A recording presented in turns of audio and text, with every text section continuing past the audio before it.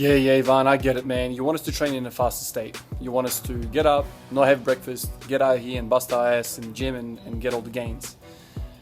This morning I did everything right. I got up, I didn't have any breakfast. I got out here and I'm like, I'm gonna smash this workout. And then something happened. I didn't know what the hell I was doing, man. What the hell am I doing, man? Which exercise do you want me to do, man?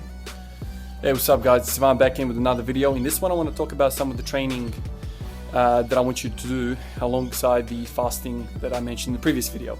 So not all exercises are created equal, right? There are exercises that do better than others. There are exercises that give you more bang for your buck, right? So this is the topic of this video. But before we get into the exercises, I want to clear up a couple of things. I touched on this point earlier in the previous video. Now, if you haven't seen that video, I'm going to link it up here somewhere so you catch up to speed, so this all makes sense to you.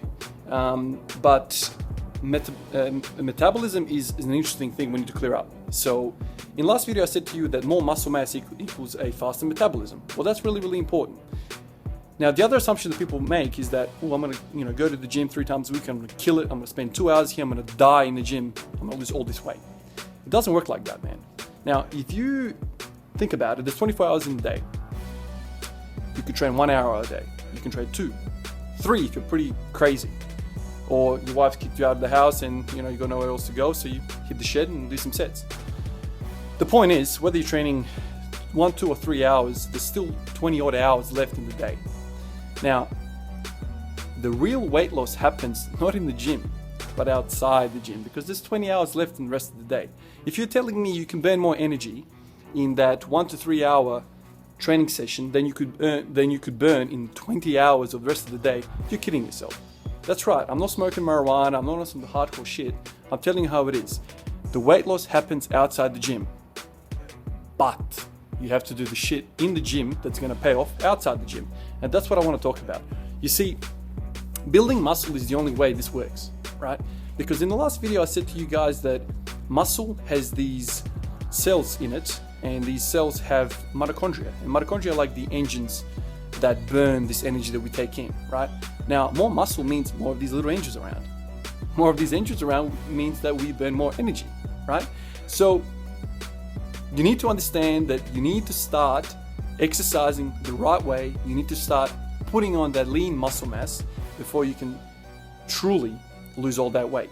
Now, there is the harder way of doing this stuff, where you go into the gym, you're weak as hell, you jump on the treadmill and you run for 3 hours, right? That's fine.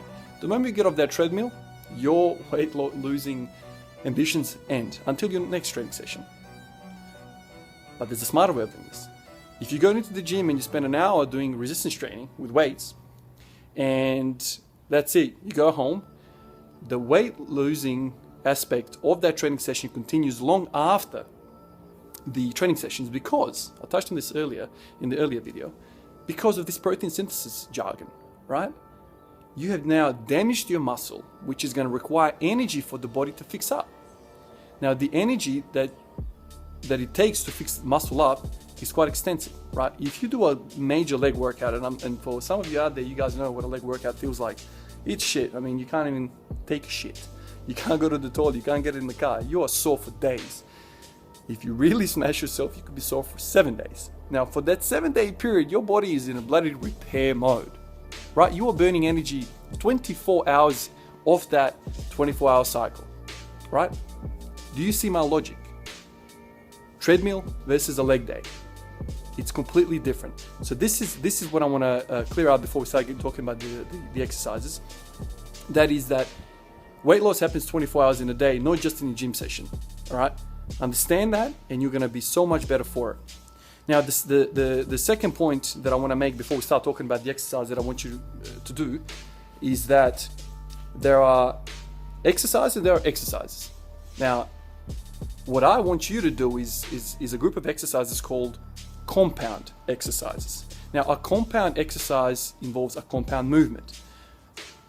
It's all jargon, but all that really means is that you are using multiple joints in your body in that exercise.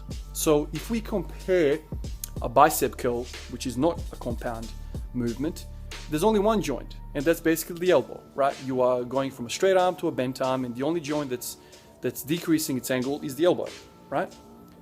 If we're talking about the deadlift, however, now how many joints are involved in that?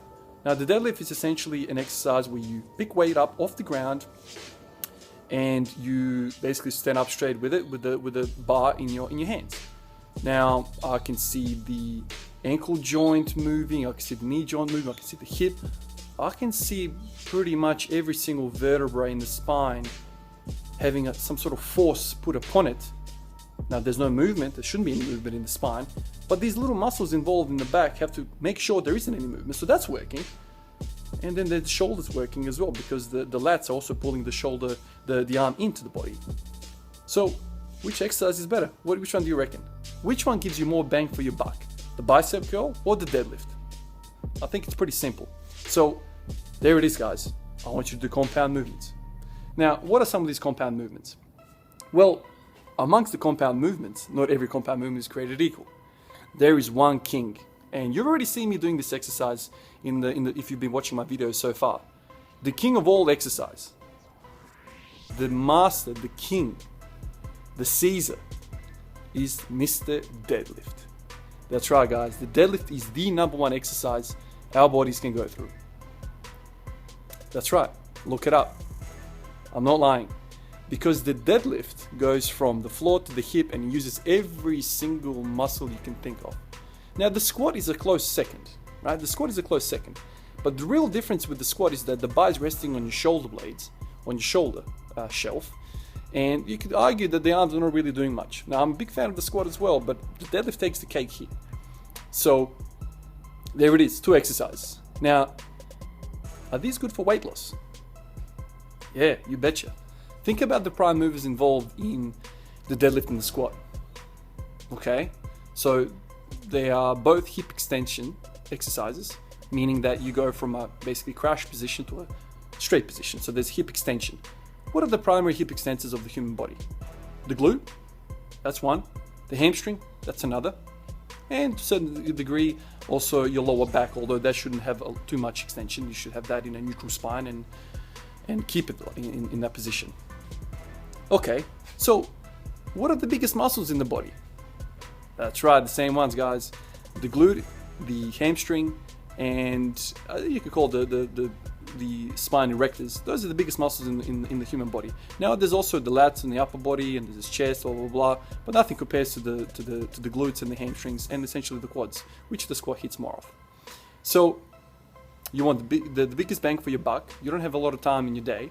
You want to go about your day, so you want to come in, smash it up, and start burning that energy 24/7. That's right, guys. If there was only one exercise that I have you doing, it would be the deadlift. Now, the deadlift will burn a whole bunch of energy. It will tear the shit out of your hamstrings, your glutes, and whatever else, and you'll be on your merry way. Especially if you're in a faster state. I can tell you guys, if you spend an hour deadlifting, you're going to be a corpse after that exercise. In fact, I don't recommend you do that initially. I think that's a topic for another video, but there are programs out there that can ease you into some of these things. So don't do an hour of anything really. So the deadlift is one, and okay, so let's say this. What I want you guys to do is do the deadlift, right? And then let's pick an upper body movement that kind of isolates the body, still a compound movement, but kind of takes away the legs so you're dead from the deadlifts. What are the options for the upper bodies? Okay, so I can think of a couple already. They're all compound movements. You've got the push-up, you've got the pull-up, you've got the bench press, you've got the shoulder press. Okay, those are good options. Do any of them. I don't really care. But if you're going to do any exercise with a barbell and you've never touched a barbell before, it is in your best interest to get some coaching. Now, the deadlift seems like a very simple movement, but it's not. It's quite technical. And the squat is even more technical, which is why I wouldn't recommend you guys do the squat or the deadlift by yourself. You should really get somebody to show you the ropes, and you should really start slow and go from there. If you don't do that, Snap City's coming your way. You're gonna snap your shit up. There's an internet load full of people who have snapped their lower backs, who have snapped their spines in many different ways, and blah blah blah blah blah blah, because they haven't followed proper technique and they haven't followed the proper execution of these lifts. So there it is, the king of all exercises, the deadlift. That's what I want you guys to do, and then pick any of the other exercises. Now, how many times a day, how many times a week do I want you guys to do this? Well, at the start, I don't think you should do any more than 3 days a week. Okay, now currently I'm doing 3 days a week as well, although the volume that I do in those training sessions is very, very large, right? So, you know, you could split that load up into several days. You could potentially train every day a little bit, but it works for me best if I train 3 times a week hard, and then I spend those in between days resting, and I spend the weekend resting as well. So there it is, guys. That's the bottom line. The deadlift is the king. The deadlift is your homie G, just like your glucagon is. If you hang around with glucagon, if you hang out with Mr. Deadlift, you're going to be a cool fella as well. You're going to be in the club full of chicks all around you, because the deadlift has a cohort of chicks around him. Right, guys? So that's basically the spiel that I wanted to add on top of the previous video. But yeah, if you have any questions about it, leave it in the comments below. And that's all from me today, guys. Cheers. Now, before I let you guys go, I do want to stress this point. These exercises are not a joke. I don't want you to snap your spines because you took my advice and you're like, oh, Ivan's bloody talking up this deadlift like it's the best. Get some coaching. I cannot stress that enough. Don't just walk into the gym without any personal training and just start pulling up the bars as heavy as you can. That is not the right way. What I'm telling you here, this is the best approach for weight loss, for muscle building, for using that post-workout increased metabolic rate. But it can't happen if you're injured, right? So that's what I want you to do. This is the exercise. These are the selections of exercise that I want you to do. And then after the training session of these muscle building exercises, then you can start doing some of the aerobic stuff that we mentioned before, you know, the cycling, the running, or whatever. But make sure the resistance training is first. Then you start doing the other stuff as much as you want. You can run for 50 million hours or whatever you want. Make sure there's muscle building and then there's aerobic exercise before. All right, guys, I'll leave you to it. If you have any questions, like I said to you before, hook me up. If not, I'll see you in the next one. See you guys.